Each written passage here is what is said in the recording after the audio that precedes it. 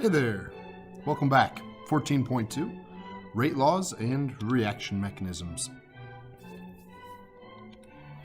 So earlier, the previous page of notes from yesterday, we learned how to calculate the average rate of reaction. But the average rate of reaction has some limits.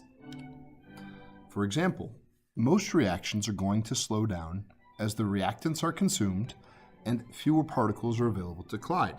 So as an example, help you picture that, I've got these two highways here. Which of these two highways do you think will have more collisions? Got the highway over here with a bunch of people, and the highway over here with just a single car.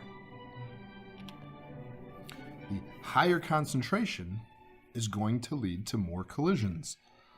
More collisions lead to that faster rate. So a higher concentration of reactants is going to lead to a faster reaction rate. So instead of using the average rate of reaction very often, we usually use what's called a rate law to express the relationship between how concentrated the reactants are and what that's doing to the speed of the reaction. So for the reaction A to B, we say that the rate is equal to K, we'll talk about that on the next slide, times the concentration of the reactants A. Again, on the graph over here, here's an average rate, and you'll notice the reaction is occurring as fast up here when we have a high concentration as it is down here when we have a low concentration. That's an average rate. But in reality, the reaction is going to look a lot more like the second curve here, where you're going to have a much steeper slope, a much faster reaction at the beginning, and a much slower or lesser slope, a much slower reaction here at the end. We're running out of reactants. We're not going to have very many collisions. Our reaction is wrapping up.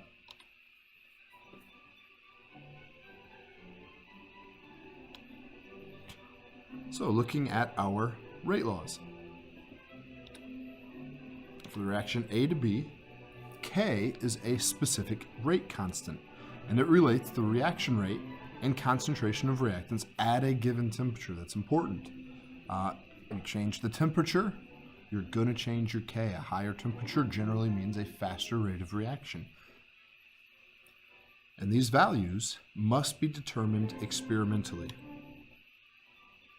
The brackets around A here represent the concentration of the reactant. When you do not have a superscript, it is understood that that superscript is 1. We'll talk about that more in the next couple of slides here.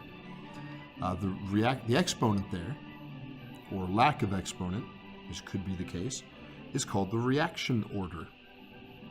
This is a first reaction order, 1 for first. So first order reaction rate laws. When you have a first order reaction rate,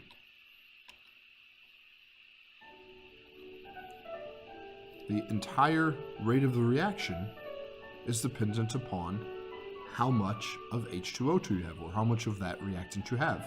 Again, you're not usually going to see that 1 written there. It's just implied when you don't have it that it's a first order reaction. So when you double the concentration of hydrogen peroxide, you double the rate of the reaction. That's a first order reaction.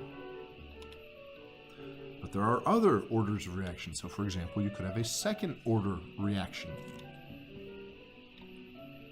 Here's an example of a second order reaction. This time, the rate law is written as K times the concentration of NO2 squared. And when you double the concentration of NO2, you're going to quadruple the rate of the reaction. Again, think about the math there. If NO2 was 2, 2 squared is 4.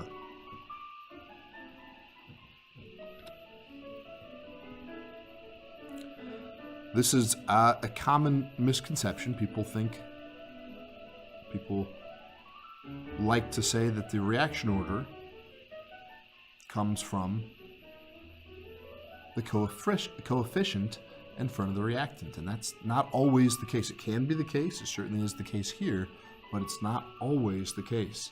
So watch out for that. Don't fall into that trap of thinking every time you see a coefficient that coefficient is going to represent the reaction rate order.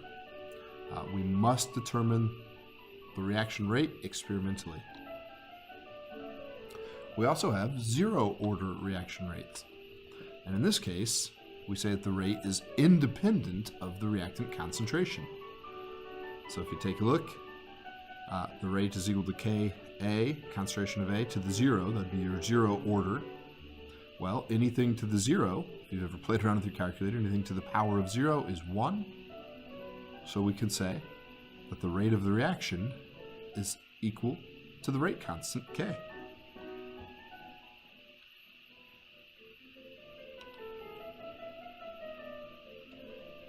When you're working with a reaction, especially one that has multiple reactants, the overall reaction order is the sum of the orders of the individual reactants in the rate law.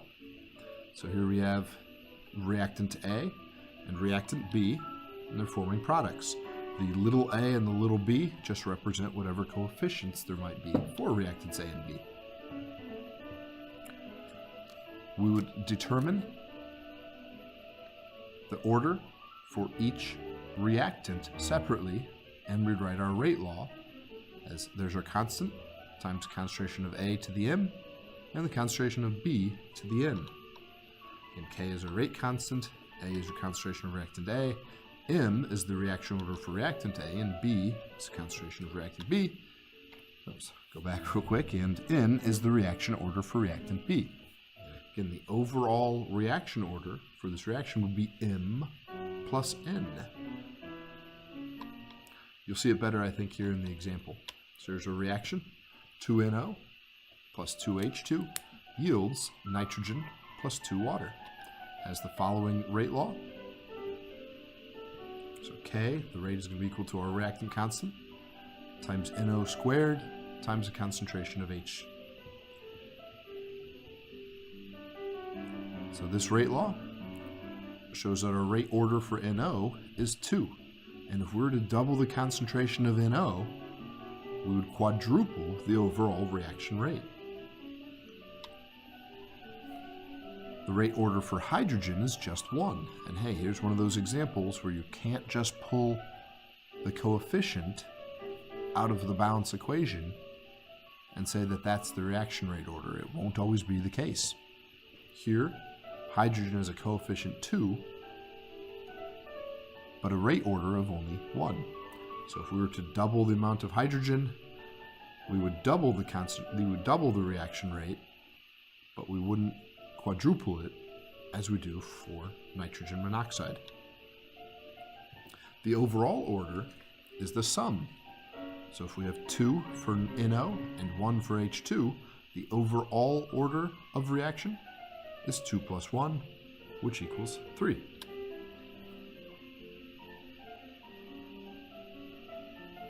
When we determine the reaction order, the very common method, and the method we'll be using, is what's called the method of initial rates.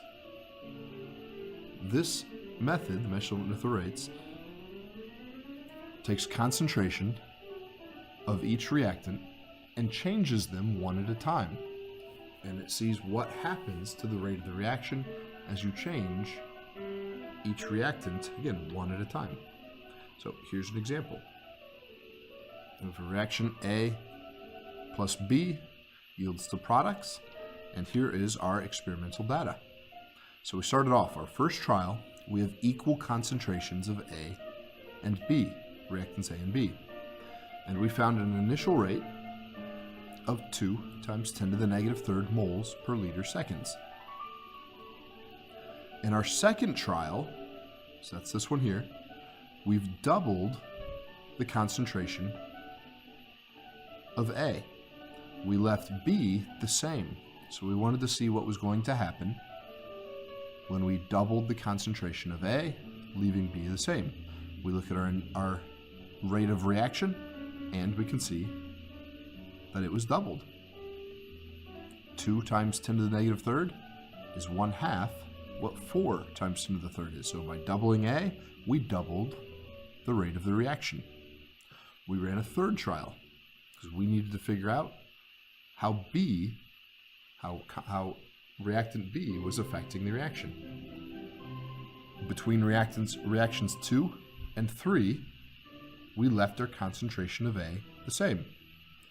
But this time we double the concentration of B. And when that happens, again, we compare those initial rates, we see that our speed quadrupled. It went from 4 to 16. This lets us know that B has a rate order of 2. So again, taking a look, when we double the concentration of A, that was from trial 1 to trial 2, we doubled the concentration, or the rate of reaction, from 2 to 4. This lets us know that A is first order. When we doubled the concentration of B in our second trial going to our third trial, we quadrupled the rate of reaction. And this lets us know that we have a second order reaction. So again, when B was doubled, 2 is doubled, the rate was quadrupled, 4. So 2 squared, 4, we have a second order reaction. So to write our rate law, we can say that the rate is equal to K. Now keep in mind, we did not solve for K in this equation, but the rate is going to be equal to K times the concentration of A times the concentration of B squared. It's a second order reaction. A is only a first order, and we don't need to write that 1. Take a look at another example.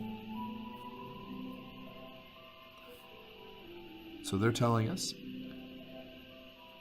that this reaction is first order for H2 and second order for NO.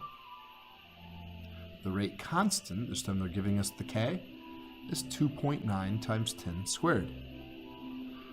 They want to know what the instantaneous rate is, so what the exact rate is when the concentrations are at 0.002 molar H2, I'm sorry, that'd be NO, and at 0.004 molar H2. Again, I highly advise listing out the variables that you have. They gave us a concentration of NO. They gave us a concentration of H2. They also told us our K, and they gave us enough information to put together a rate law. They said that the rate law was first order for H2 and second order for NO. So with our rate law, we can now plug in the variables that we have. So here's our K value, 2.9 times 10 squared. We'll multiply that by our concentration of NO squared, because it's a second order, and multiply that by the concentration of hydrogen. Because it's only a first order, we don't square that. And plug those numbers into your calculator, and we're going to find an instantaneous rate. So the rate of this reaction will be happening at 4.64 times 10 to the negative 6th moles per liters times seconds when we have a concentration of 0.002 molar NO and a concentration of 0.004 molar H2.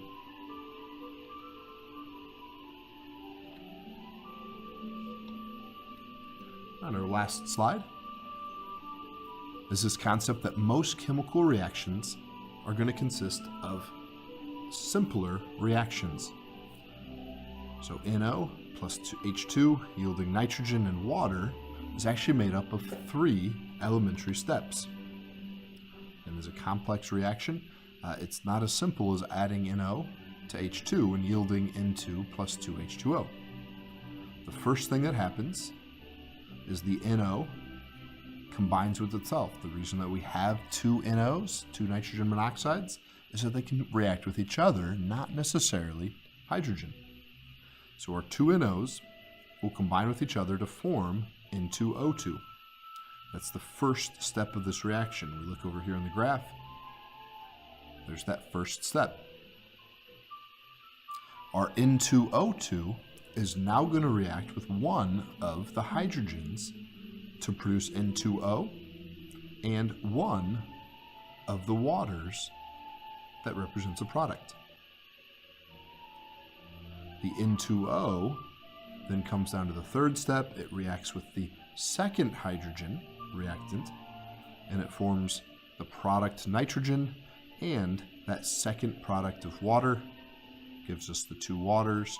There are the three elementary steps in this reaction.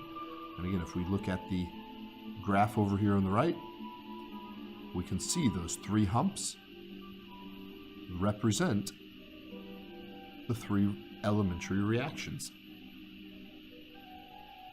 So the reaction mechanism is all three of these put together. So we're looking at the reaction mechanism for the reaction of nitrogen monoxide with hydrogen to form nitrogen and water.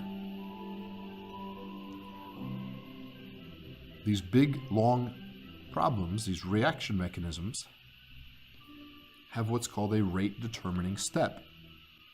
And the overall reaction cannot go faster than the rate-determining step. We don't need to look at the entire equation to figure out how fast this reaction is going. We just need to figure out which of these three elementary steps is the slowest. And the overall reaction will move only at the pace of the slowest reaction. And as is the case, it's that second elementary step when we combine N2O2 with hydrogen to form dinitrogen monoxide and water. That's the slowest step, and so that will be our rate-determining step. The only reactant that you see in that equation is hydrogen. And N2O2 was formed from the nitrogen in the first step. So the only reactant that is going to affect the rate of this reaction is hydrogen, and that's why our rate is solely dependent upon hydrogen. Adding more NO will not increase the speed of the reaction. We might make more N2O2, but we're limited by this second step, and making it more N2O2 will not speed that second step up unless we also have more H2. So that's why the rate of this reaction is dependent upon the concentration of the hydrogen. When you look at these graphs, the way to tell which is the rate determining step is to find the one with the largest activation energy. That'll usually be the highest peak, but not necessarily. Rather than looking for the highest peak, again, make sure you're looking for the largest difference from trough to peak, from valley to peak. That's the largest activation energy, and that's going to be your rate determining step. Hey, your homework this evening has 3 total pages. Don't think it's all that long. I think there's only 10 total problems, but it takes up quite a bit of room because we've got some data tables and some graphs for you to read. So it's not a ton of problems. You'll see it's only 10 total problems, but there are 3 total pages. Page 2, page 1, page 1, page 2, page 3. Take a look, give it a shot. We'll see you tomorrow.